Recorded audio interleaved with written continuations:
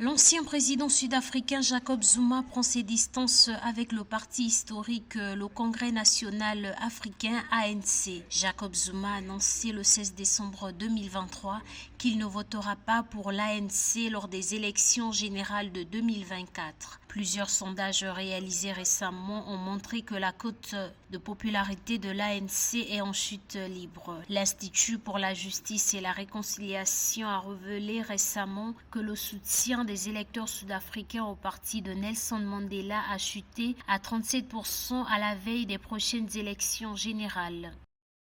Je ne peux pas et je ne ferai pas campagne pour l'ANC de l'actuel président Cyril Ramaphosa. Ma conscience ne me permet pas de mentir au peuple sud-africain et de prétendre que l'ANC de Ramaphosa est celui de Nelson Mandela et Oliver Tambo.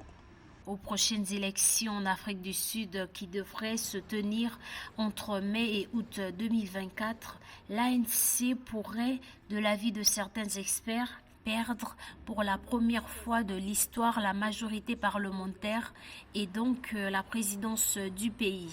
Les sondages réalisés sur la question pointent du doigt la crise énergétique persistante depuis 2022, le coût de la vie et le chômage endémique comme étant les facteurs les plus importants qui jettent une ombre sur les chances du parti historique du pays de conserver le pouvoir. Cette annonce de l'ancien président Jacob Zuma fait l'effet d'une bombe en Afrique du Sud, puisque à travers ses déclarations, cela ne fait qu'affaiblir le parti ANC et cela remet en question potentiellement la majorité lors des prochaines élections, ce qui serait une première historique en Afrique du Sud et pour le parti ANC.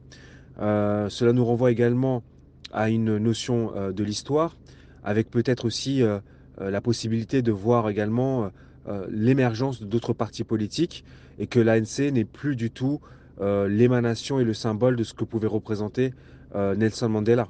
Bien qu'il ne votera pas pour l'ANC en 2024 au pouvoir depuis la fin de l'apartheid, l'ancien président sud-africain Jacob Zuma a précisé qu'il ne quittera pas le parti fossoyeur de l'apartheid dont il a été un pilier.